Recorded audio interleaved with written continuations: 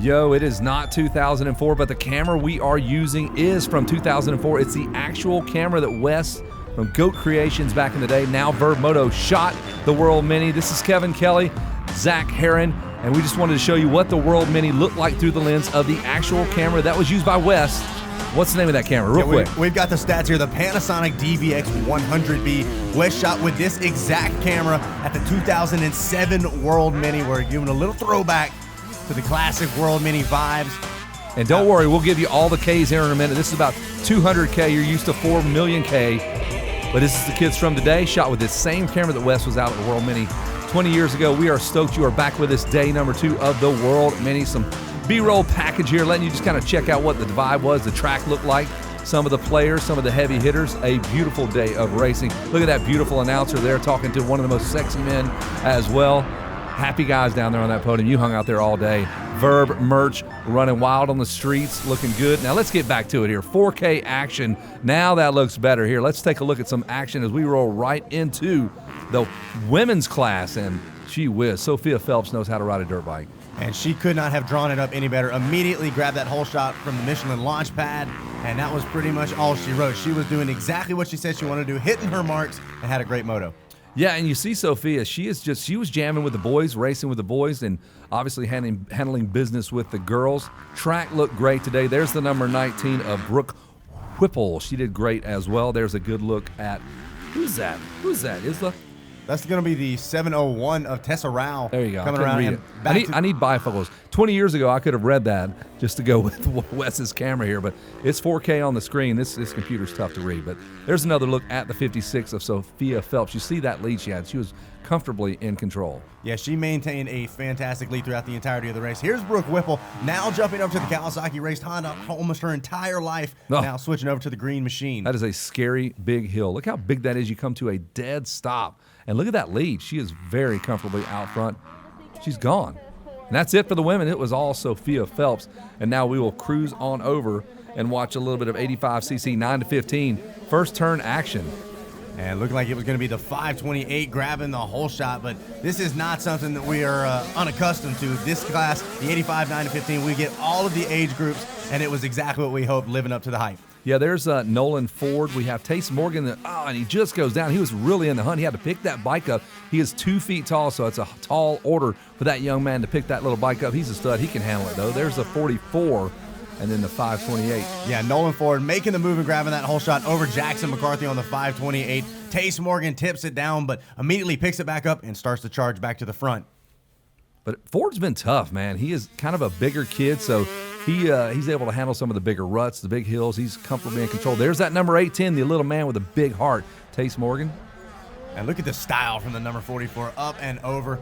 And this track was getting rough. It broke down multiple times throughout the day. Track crew did amazing, continuously watering and working on the track, but you can't help but get beat up with this amount of riders going across it. Yeah, there it is.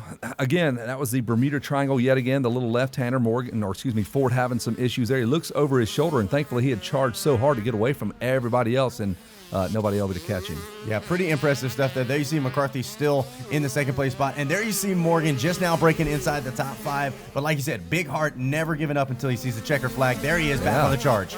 Yeah, he's full of confidence. He came up into the tower today, and there's not a race he doesn't think he can win, and I love it. No, absolutely. On the track, on the pit bike track, honestly, barefoot race through the parking lot, he's down and he's ready to win. Bare knuckle, whatever.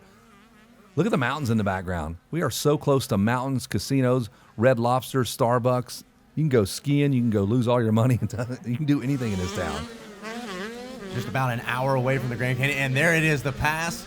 Morgan checking every different lines. I feel like every time we checked back in, he was taking a different line. Rail on the outsides, cutting back to the insides. Seat bouncing that Yamaha. And there it is, the checker flag coming out. Nolan Ford handling business and getting the job done in the first moto at 85 9 to 15. Props to all the guys putting all the flags up. A little bit windy today. And let's cruise on to our next highlight package. We're going to move on to some big bikes. And taking a look at the 250A. Preston Kilroy on that 77. He was on his way, man. He's got the number 77 for a reason. He earned it nationally. And Kilroy, a local resident just down the road here. So Kilroy setting the pace early. One of the track owner's sons. You would think, oh, he's got a great advantage, but these are all pros here. Yeah, but still impressive ride from Gavin Bruff there. in the second place spot. There we've got Connor Lords in the 5th place spot. Looking at Allred and Casey Bernard, but man, it's tough to beat this number 77, Preston Kilroy. He was on Suzuki's for many, many years. Now he's on the Yamaha, in control. There is the number 73 of Allred. And Allred trying to just keep the pace here. Casey Bernard and Bruff back there as well. And there is Ricky Johnson in the background. Wow, not really, just made that up. And there is the 73 in the shot, Jace Allred. And Bernard now trying to catch up. He had some late moto speed there, but I feel like Kilroy had it going on there, kind of managing the race right in front of the Yamaha Blue Crew boys. Get that checkbook ready, boys. Yeah, and CJ Bernard there on the charge. Didn't get the start he was looking for, but just like you said, really started to pick up steam throughout the race. And so a hard charge from the KTM rider. There you see Allred coming back from injury, still on the mend. So a great job from the 73. But the 77 was on the charge late into this race here in Moto 1. Yeah, and Kilroy, we only caught up with these guys for one of their motos, and it kind of looked the same because Kilroy would win both of the motos, but the action behind him between Allred and Bernard just a late charger. The guy could get it done late in the moto, and there he is on that 71 machine. He's gotten around the number 73. You see here Jace Allred, who is just now getting on the bike after a big injury at one of the Futures races. So there's Kilroy. Don't fret, he'll do it again. He'll go 1-1, Kilroy. Bernard finishing second. Oh, look at that sick wheelie by the 444. Is that Wyatt Duff? That is. I don't know if he meant to do that. Might have been the coolest thing I've seen off of the start. The 444 of Duff. Lots of 44s here. We'll try to help you out here. The 44 in there as well. So we got the 44. The 44 slash you saw on the gas. That was Dan Reed. And Reed trying to keep pace there with Wyatt Duff. So I don't know what the deal is with all the fours here. They're pumped on the 4. Wyatt Duff's been on the 444 for a long time. There's Dan and Reed. There's the 323. Reese Seba. Yep. Putting in a hard good charge. runs. Yeah, exactly. He's been fast all week long.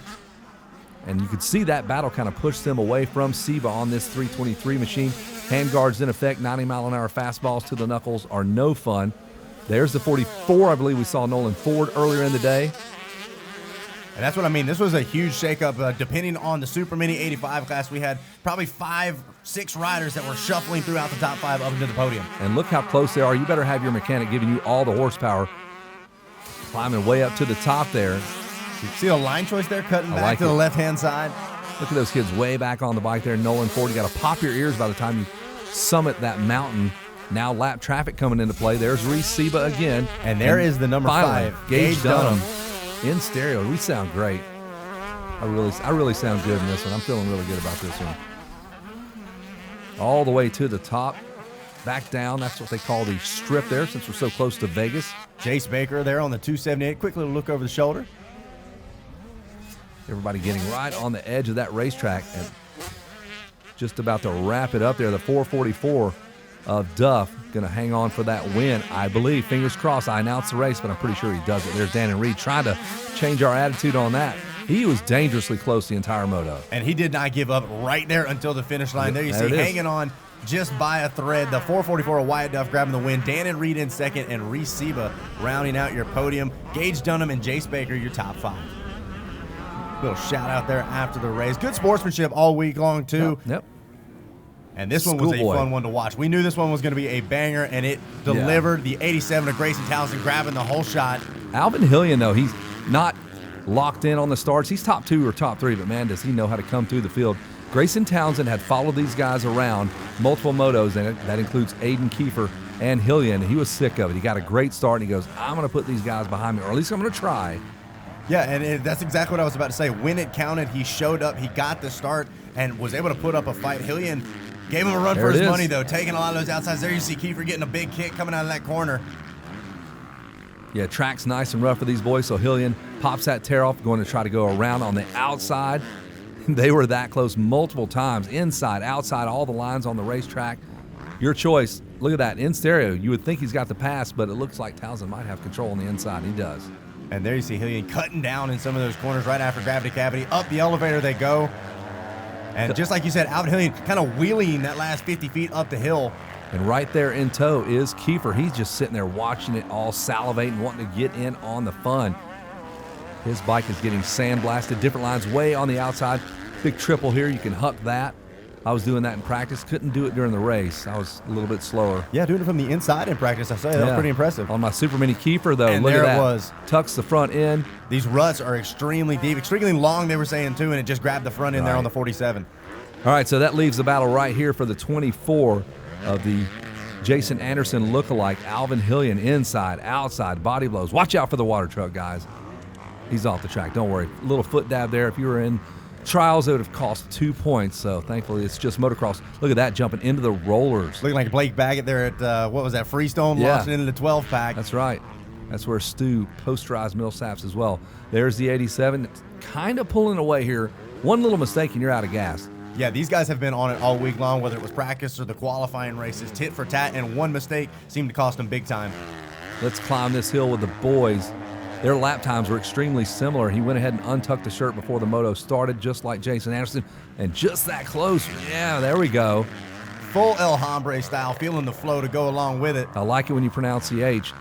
There is the 12 on the Yamaha, and there's Kiefer trying to work his way through the field, up and over. I mean, that's how it was the whole time. And you saw Hillian got the pass there done for just a little bit. Was out front, loving those outsides. Yes. He's been doing that this entire event. Hillian goes outside. Here comes Townsend on the inside. And that's what I mean. He had some fight in this moto, was putting it right back to him, made the pass and put the Kawasaki back in front, but that wasn't all. Not for long. Here comes Hillian yet again, climbing to the top, showing those PSD underwear. Let's go. Here comes Kiefer on the 47 Cowie. Yeah, picked it back up and mounted a charge. Really caught back up to him, but wasn't able to be close enough to really get into the fight. There you see Hillian back up front. Yeah, the thing I like about this event, too, 12 laps for the pro class. Tons of racing. We had 5-lap qualifiers. Then they're going to have 2 12-lap motos. So that's like 200 laps if my math is correct. Yeah, and you could tell, too, over on the podium. I had to give the guys a minute. They were breathing heavy. They were working hard, especially here in Schoolboy, too. Logan Edwards on that 12 working hard. The 24 of Hillian. Look at the form, looking good. Limo tint goggles on point. Followed by the Townsend machine, and there is 47 Kiefer, who has gotten around Logan on that blue Yamaha. They are blue still. And there you see Townsend not giving up at all throughout the entirety. He was right on the back of the 24. There they go through the Vegas strip, as they call it. Yeah, that flagger was not impressed. I was looking at his face. Ho-hum. Hillian starting to kind of open it up here. Look at all that equipment in the background. That's what it takes to put together a racetrack like this. Look at all that. Oh, and Hillian goes down. There it was. We thought it was in the books. It was done. So it's flat corners. They'll jump up and get you. Yeah, that's what a day like at World Mini, the second annual World Mini, the 45th annual overall, looks like here, man. Great racing, great crowd. The weather was fantastic. I was awesome on the microphone. You were okay. I'm trying. Yeah, no, man, you were great too. The boys at Vurb providing all the free footage. Check them out on Vurbmoto.com. Download your free highlights, all the free photos. That is what a day looks like at the World Mini. It was an absolute blast. I want to race this thing. Yeah, absolutely. I am super jealous. The FOMO is real. And like you said, this is Vurb's edit. You've got all the footage to make your own edits as well, along to go with hundreds of free photos. And that's just part of the deal you get when you come and race the World Mini with Vurbmoto. Yeah, man. Let's go do it again tomorrow. World Mini. That's a wrap. We want to thank you guys for coming out. This is day number 1 of the official races. We're going to be crowning champions here soon from World Mini.